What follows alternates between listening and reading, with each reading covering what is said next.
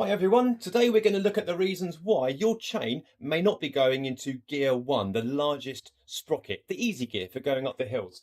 So give you an example here, we're in gear 3 at the moment, we're going to go to 2 and then trying to go to 1. Oh, what a lovely noise. And you can hear the chain is just jumping, just slightly off camera. Down here you'll see the guide wheel just in view here is jumping and trying its best to get that chain over the final sprocket, but it just can't do it. The reasons for this will be mostly in two categories. The first, that there isn't enough tension on the cable. It's almost certainly going to be that. Or the second reason, it's going to be because there is a restriction preventing it going on despite the cable being at the perfect tension. So first part of the video, we're going to look at tension. Second part, if you want to skip forward, is looking at the restriction that might be causing it. So let's get to work. Well, at first sight, it's obvious to me that it is a tension issue. And the telltale is this piece of silver here. This part is attached to this outer plastic part, and this is called the barrel adjuster. What this does is it allows fine-tuning adjustment for your cable, which inevitably is going to stretch over use. It's perfectly normal for the metal strands to slowly get stretched and essentially compressed to each other over time, and a millimetre or two here and there is going to make a massive difference to what is the fine-tuning of a gear setup. And the more gears you have on a bike, the more accentuated, the more multiplied that differential is going to be. So this is almost certainly going to be the issue, that we haven't got enough tension in the cable. If you turn this barrel adjuster anti-clockwise, so lefty-loosey, traditionally that is loosening something, but in this case it actually increases tension, because as you do the anti-clockwise and loosen the bolt out further, you're going to be increasing this gap here, and you're going to be adding more tension to the cable. Now there's not an awful lot left in here, because this metal part goes all the way through this chamber here, a threaded chamber, and is essentially a bolt. So it's almost at its limit. It might be if I undo this anymore, the whole thing will come out, but let's find out. We can't get into gear 1, as I've said, so I'm just going to take it to 2 and just take that noise out. I'm just going to anti-clockwise this a little bit more. You can see it all moving, and let's just see if it now jumps into gear. Let's go back to 1. There we go, it's in. So there's the reason. We've just proven that it will go into 1, therefore it's not the restriction, it is a cable tension issue. And back to 2 again, we can see though that that is way at its limit. I'll just show you what I mean. If I turn this in, let's see how far this can go. Hopefully you can see that reducing. Guys, that is way too much allowance. That has been pulled out so far. I was right, it was almost on the verge of coming out. But that does solve the problem. So if you're looking at your bike and there's hardly any silver showing at all, then that is what you can do, and you can save the day. But for us, we're going to have to pull this cable through a bit more, which isn't a biggie at all. What you need to do is take a bit of tension off, so expose a bit of metal, because that's going to allow for fine-tune adjustment just after the setup. You're now going to bring the gear shifter, so the chain, all the way down to the highest number. The reason for that is it removes all the tension that is available in the cable. Sometimes on bikes you'll have the cable running outside the frame. I know it's out of focus, but you can see where my finger's moving. For this and other higher market bikes, usually the cable is hidden for aerodynamics, and hey, it just looks good.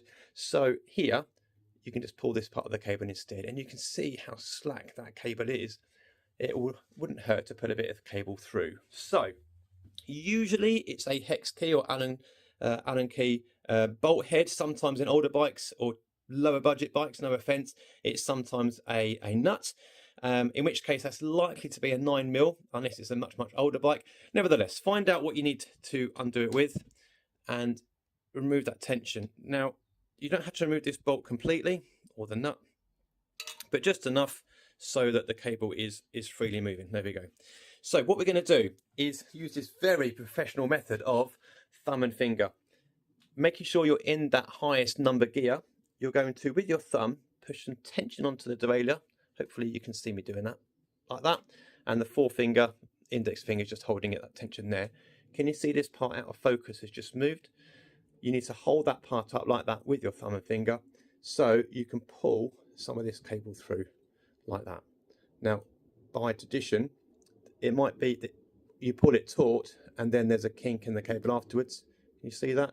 So it might help to maybe use another finger just to keep that tension there. Nevertheless, we're going to hold that in place, and you can just about see on camera. We're going to do that up. There we go. I know that was hidden by thumb and finger, but you get the idea. Now, if we look at that tension, there's less tension there than before. It is a bit of guesswork, but it's kind of educated guesswork. Let's now give it a movement. Now, we're already in that low setting. There we go. Let's go to the next one and the next chain. There we go. Well, it looks like it's done it first time. It really is that easy. But let's see if we can get into gear 1. Yes, we can.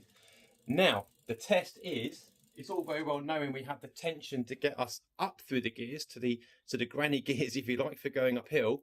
But it might be there's too much tension. And you'll know that because it won't then jump back down very easily. So let's go to 2. Yeah, it did it, but didn't do it very easily. Let's have another go. Yeah, it's not jumping particularly impressively. So for me, that means there's a bit too much tension. Do you remember we took some tension here earlier on by going anti-clockwise, lefty-loosey? Well, this was the reason why. We're now going to remove some of the tension by going clockwise, righty-tighty. And some of that metal now kind of disappears in, so you'll see you've done it the right way. Now let's go to 2. Slick as you like. Will it go back to 1? Yeah, it will. So down to 2, up to 1, 2, 3, 4, 5, 6, 7, 8, 9, 10, 11. I can count that high. I must have gone to school. Let's go back to 10. 10, 9, 8, 7, 6, 5, 4, 3, 2, and let's see. Amazing. So, there we go. It was a cable issue, a tension issue with the cable. We knew that. You've got the barrel adjuster, folks. If there's loads of metal showing, you know that it's been overused and you need to start at the bolt or nut end, pull that excess of cable, that slack of cable through once the chain is in the lowest sprocket. Use your thumb and finger, keep that tension going, do it back up, jobs are good. But just make sure you back up this barrel adjuster a little bit so you've got a bit of play one way or the other. Now, that's it for cable tension. You're all sorted. If you don't have a barrel adjuster here, you almost certainly will have one at the shifter end. Often you have one at both ends, particularly with hybrid and mountain bikes, but you are good to go. If you don't have that, you'll be very unlucky, and it just means maybe there's a bit more thumb and forefinger guesswork with doing this. You might have to do it up and release it a couple of times, but yeah, you'll be very unlucky not to have one of these somewhere, either here at the shifter or in line somewhere near the handlebars. Just very quickly though, I'm going to do this once more just to show you an excess on both ways. But if you want to skip forward now to the restrictions later on in the video, that will almost certainly solve the issue once and for all. So if I were to go righty-tighty, which is clockwise, I'll be reducing tension. This cable is possibly going to jump down. Oh, not quite. Yeah, there we go. So it's starting to want to go already. I haven't moved the shifter. That is for gear 1. So it just shows that there's not enough tension. By undoing this, then it removes that noise. And one great way of testing is by going up and down the gears, as we said. Another great way of testing is by looking down the bike. So aligning, standing at the back of the bike by the rear wheel and looking down. Your derailleur should be in line with the chain and the guide wheels, the jockey wheels. Everything should be in perfect alignment. If things are too far one way or the other, that's where your barrel adjuster is going to come into play. Okay, let's move on to the restrictions. So once we've established the cable tension is correct, if the gear still isn't moving, the chain still isn't moving into gear 1, then the issue can only be restriction. And usually this is because of your limit screws or the alignment of the derailleur itself. We'll cover the alignment second, but these are the 2 screws you need to focus on. This one here, this is called a B screw, and this really from factory doesn't need much adjustment. It just helps with preventing sloppy gear change, but we'll look at that on in another video. These 2 are the screws which maybe are causing the issue. Again, like the B screw, once these are set up on your bike, you shouldn't need to mess about with them. But maybe you're in a situation where you've bought a new derailleur, or you've inherited the bike, or, no judgment for me, you've maybe had a bit of a fiddle. That might be preventing your chain going into gear 1. So here's how we can test things. On these two screws, you will have a H screw and an L screw. H is for high, which is this end. L is for low, which is this end.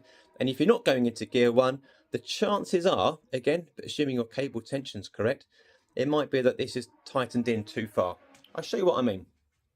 You can see here that there's not much movement on the derailleur at all. You remember earlier on we were able to move the derailleur arm for adjusting the cable. Let's move this over a little bit.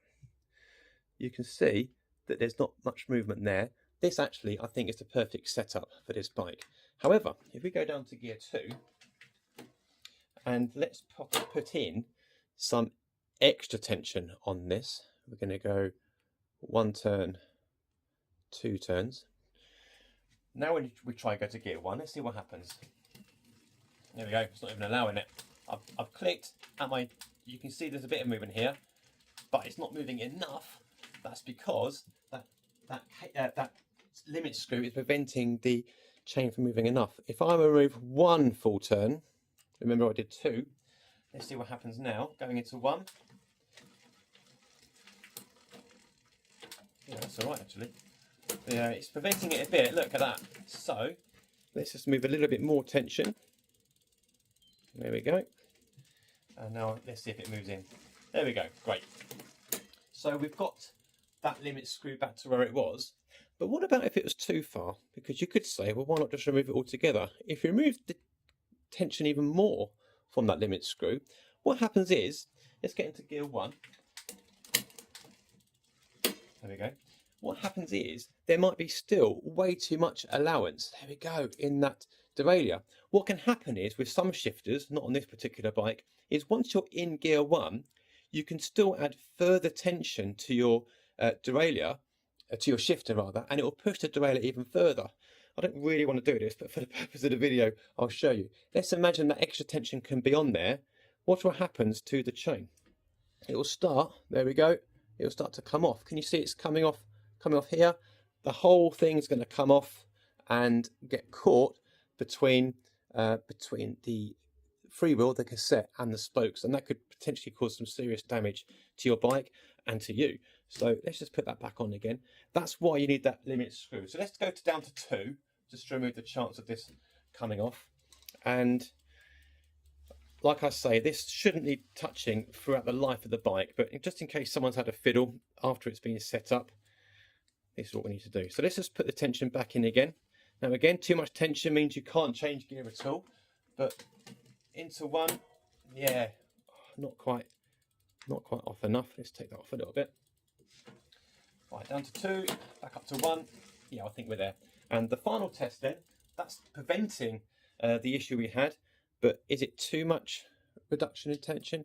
Potentially. Let's see if that comes off.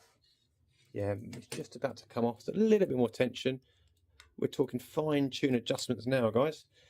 And yeah, that's not going to come off now. I think we're okay. I'm forcing that. I think we're in business. But let's see if that gear changes now. It's still silky smooth going into 1. Yeah, it is. Look at that. Brilliant. We're sorted. So that's your limit screw.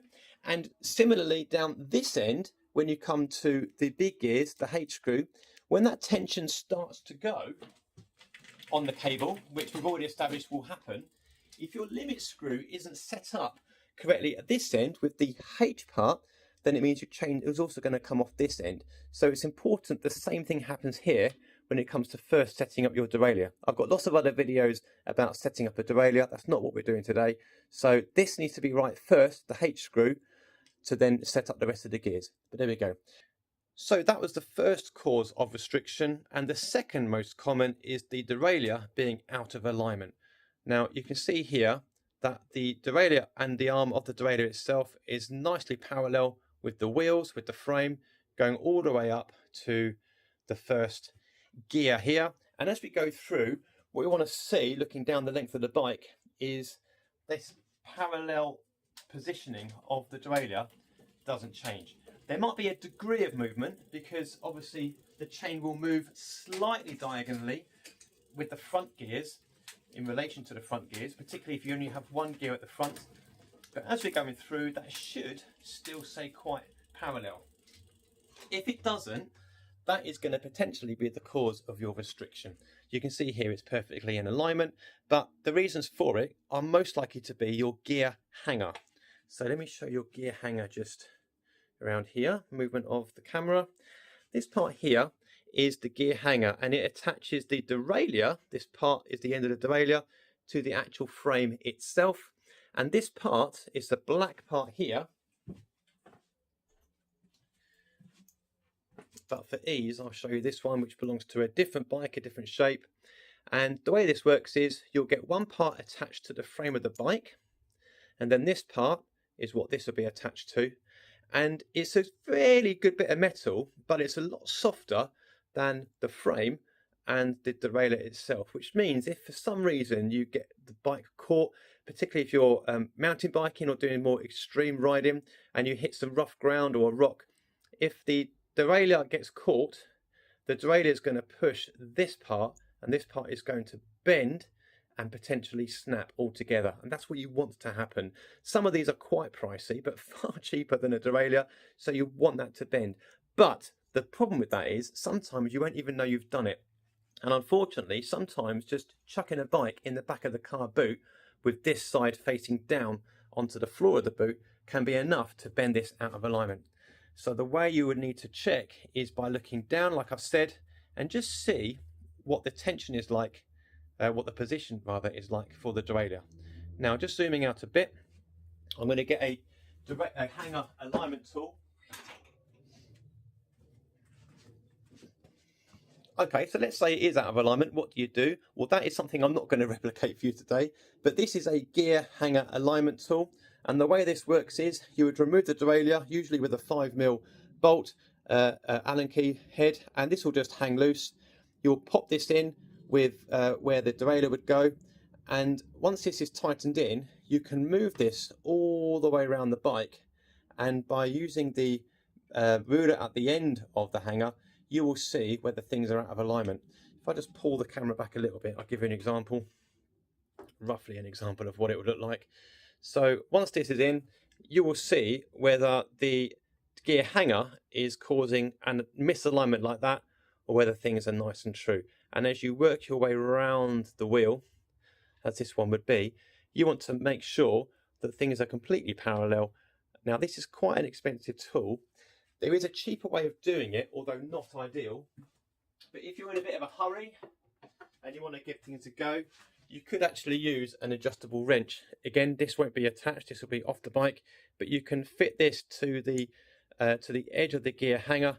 And if you know that the derailleur is out of alignment because of the gear hanger, you can grip the end of the hanger and just try and manipulate it, just try and bend it. Just remember, of course, that they are designed to ultimately snap, a bit like a paper clip, very soft metal, backwards and forwards, it will give way eventually. So be prepared for your hanger to snap. But in either case, even with the adjuster, the proper aligner, that may well happen. So there you have it. In conclusion, the main reason for your chain not going into gear 1 is because of a cable tension issue. That can be remedied with the barrel adjuster and ultimately pulling the cable through a bit more. If you need to put a whole new cable through, then have a look at my other videos and I'll show you how to do that, but it's the same principle. If you know the cable tension's right and you're still having that restriction, then it's going to be something preventing the movement. And that is almost certainly going to be one of your limit screws, or it's going to be that the derailleur is out of alignment. And that'll be easy enough to find out and to fix.